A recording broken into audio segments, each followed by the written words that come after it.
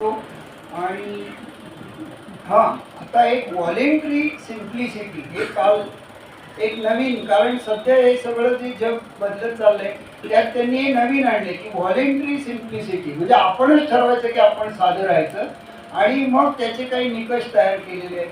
तर ते आता जग कुठेतरी जे शोधतं आहे ते जगलेली ही सेवाव्रती व्यक्ती म्हणून मला मुद्दामून हे आहे. तर टायनी हाऊस मुवमेंट मी मगाशी सांगितलं ऑस्ट्रेलिया, आफ्रिकेच्या काही गटांमध्ये आणि भारतात सुद्धा तुम्ही बघितलं तर हैदराबादच्या जवळ एक छोटंसं गाव विकसित होते की जिथे या संकल्पनेमुळे अगदी छोटी घरं राहायची, मोठी विकून टाकायची किंवा मोठी दुसऱ्यांना द्यायची किंवा जिथे गरज आहे त्यांना पोचवायची आणि आपण मात्र किमान जागेमध्ये कमाल आनंद मिळवायचा. तर या गोष्टीकडे आता लोक वळत आहेत. तर ही अतिशय आशादायी गोष्ट आहे. पुन्हा एकदा त्या जपानच्या लोकांचं की किती मोकळं सुटसुटीत घर असावं, म्हणजे चहाचं ते ओतायची किटली आणि कप याच्या सोडून टेबलवर काही नसावं, इतकं इतकं छान त्यांचं सगळं आयुष्य आहे. आणि काय भात मासे कच्चे भाजीपाला इतकं मोजकं खावं जे सुद्धा घरीच शिजवलेलं असावं, हे सगळं करतात. मैलोनमैल रोज चालतात, मेट्रोमध्ये सायकल घेऊन पाठीवर प्रवास करतात. या सगळ्यामुळे किमान त्यांचं आयुर्मान 100 वर्षापर्यंत आहे. आणि यातलं काही न केल्यामुळे आपलं आयुर्मान किती हे दरवर्षी बदलत राहतं. आपल्याकडे अजूनही नक्की आकडा नाही. दरवर्षी काहीतरी आता नवीन जी काय सगळी जनगणना चालू आहे त्यातनं थोडंफार लक्षात आलं तर कळेल. तर हां, एक चांगले सुविचार मुद्दामून वाचले आणि लक्षात राहिले की less you carry more you walk. मला आवडलं. पाठीवर गिर्यारोग बरेच असतील तर तुम्ही जितकं साहित्य कमी पाठीवर घ्याल तेवढे तुम्ही 10 पावलं जास्त चालाल. तर त्यामुळे कमीत कमी गोष्टी करा. संचय करणं हा जो काही एक आपला एक आनंदाचा विषय आहे की माझ्याकडे हे एवढं आहे, तर ते ठीक आहे. त्यासाठी ग्रंथालय आहेत, त्यासाठी संग्रहालय आहेत, ते सगळं त्यांना करू द्या. प्रत्येकाने पुण्यात जन्माला आलं म्हणून केळकर होण्याची काही गरज नाही. संग्रहालय असायचं आपल्याला आवश्यकता नाही. तर हे सगळं छोट्या छोट्या गोष्टी आहेत आयुष्यातल्या, पण अतिशय प्रौढीनं आणि अभिमानानं आपण ज्या सांगत असतो. तर ह्या सगळ्या गोष्टींपेक्षा आपल्याला जे आनंद देईल, आपल्याकडे येणाऱ्याला जे आनंद देईल अशीच गोष्ट. मग मित्र म्हणून पण आम्हाला शेकडो मित्र आहेत. अरे त्याचा उपयोग काय? 4 मित्र ठेव चांगले, ते सुख दुःख वाटू शकतील. ते असं म्हणजे हां, म्हणजे साधेपणासाठी मुद्दामून सांगतोय. हां, जपानचं मी सांगायचं. आणि एक खूप छान म्हण किंवा सुविचार आहे की शेवटच्या क्षणी म्हणजे आपलं जगायचं राहूनच गेलं असं वाटू नये, इतकं आपण साधं निश्चित जगावं आणि जगता येतं. तर त्यामुळे आपण जे काय संचय करतो ते म्हणजे सुविचारांचा करावा, चांगल्या गोष्टींचा करावा आणि ज्याच्यामधनं आपल्याला फायदा होईल, आनंद होईल, आपल्यामुळे इतरांनाही आनंद होईल असं वागण्याचा प्रयत्न करावा. आणि याच्यात काही अवघड नसतं असं मी बरेचदा पाहिलेलं आहे. अनेक लोक पाहतात की सतत वैतागलेलीच असतात. म्हणजे कशात म्हणजे आमचे मंदार सर तर म्हणतात की कधी काही कुणी भांडायला नाही मिळालं तर ते आरशात जाऊन स्वतःशी भांडते, म्हणजे इतकी त्यांना खुमखुमी असते. तर असं काही इतकं कठीण आपलं आयुष्य ठेवण्याची गरज आहे. म्हणून हे साधेपणा मुद्दामून राहिला. हां, ही जी नावं मगाशी मी काही घेतली तर आपण सगळेच ऐकून लाल बहादूर शास्त्री आपण नेहमी आमची पिढींनी त्यांना पाहिलं नाही, पण एक वेळ अन्न आपल्या लोकांसाठी, सैनिकांसाठी आणि प्राप्त परिस्थितीला अनुसरून त्यांनी सांगितलं होतं.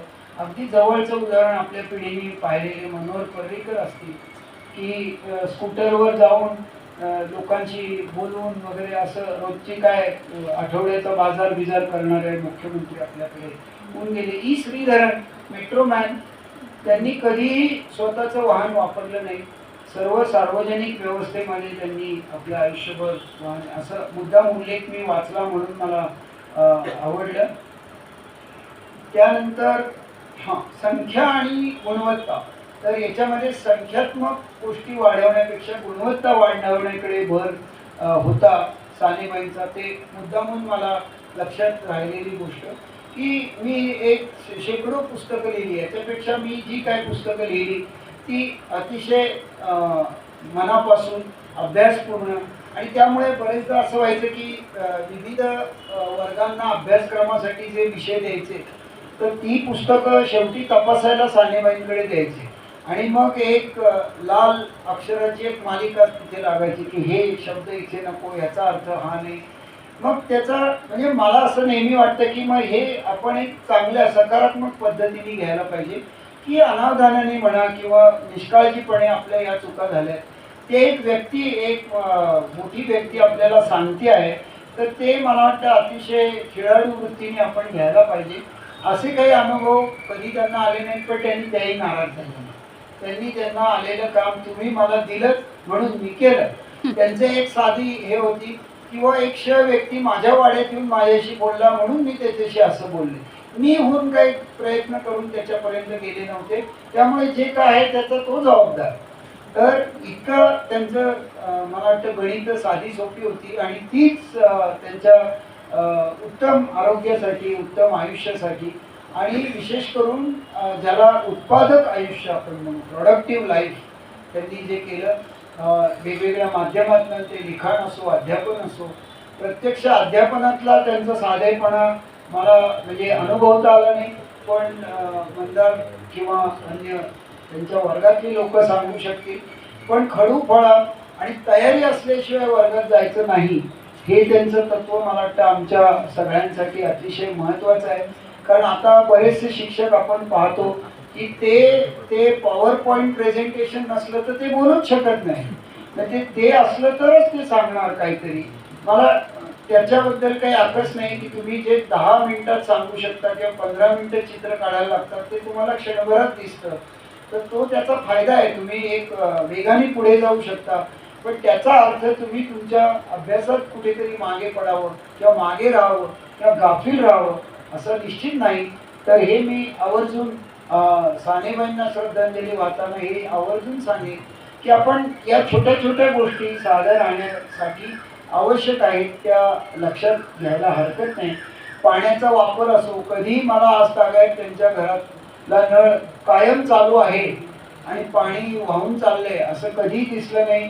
कुठल्याही प्रसंगी आजारी असताना सुद्धा ते जाऊन त्या काटेकोरपणे त्याची काळजी घेत असत.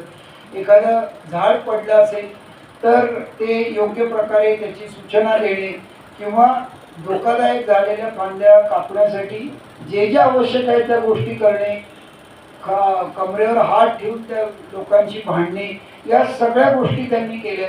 पण या सगळ्यासाठी त्यांना जी ऊर्जा मिळत होती ती मला वाटतं त्यांच्या साधेपणातून मिळत होती. तर हा साधेपणा आपल्या सगळ्यांना अंशतः पूर्णतः तर घेणं शक्य नाही. आपण तो उमरा केव्हाच ओलांडलेला आहे, पण ज्या ज्या आपापल्या पद्धतीने आपल्याला करता येईल तर तो अवश्य करावा असं मला वाटतं. आणि हा मला वाटतं एक महत्त्वाचा पैलू घेऊन आपण त्या चर्चेत आपल्याला सहभागी व्हायचं असेल, काही प्रश्न असतील, काही माहिती, तर मला आनंदाचा भाग असा आहे की सानेबाईंच्या जवळ घुटमळलेले अनेक जण इथे आहेत. घाटेबाई आहेत, त्यांनी सर्वाधिक मला वाटतं सहवास त्यांच्या सख्या शेजारी पासून ते अध्ययन अध्यापन या सगळ्या त्यांच्या अवस्थांमधनं त्यांना पाहिलेलं आहे. तर अशा अनेक जण आपल्याला निश्चित काही आठवणी किंवा आपल्या शंकांना उत्तरं किंवा निरीक्षणांना पुष्टी असं निश्चित देऊ शकतील असं मला वाटतं. मला दिलेला वेळ आहे. अरे वा, तर तो चर्चेत सत्कारणी लावूयात. मला वाटतं की कारण त्यांचे अनुभव वेगवेगळे आहेत, प्रत्येकाला येणारे वेगळे आहेत, पण त्यांच्या साधेपणातनं आम्ही काय शिकलो तर हे सांगण्यासाठी मी मुद्दामून प्रत्येक पैलू त्यांचा न घेता अनेक जगांनी आज जाणते अजाणतेपणे सानेबाईंना एक चांगल्या अर्थी श्रद्धांजली वाहण्याचं पावलं उचललेली आहेत. शाश्वत विकासाकडे आपण वाटचाल करत आहोत आणि आपल्यापैकी प्रत्येक जण त्यात काहीतरी करू शकतो. संयोजकांना अशी भीती होती की कालचं व्याख्यान म्हणजे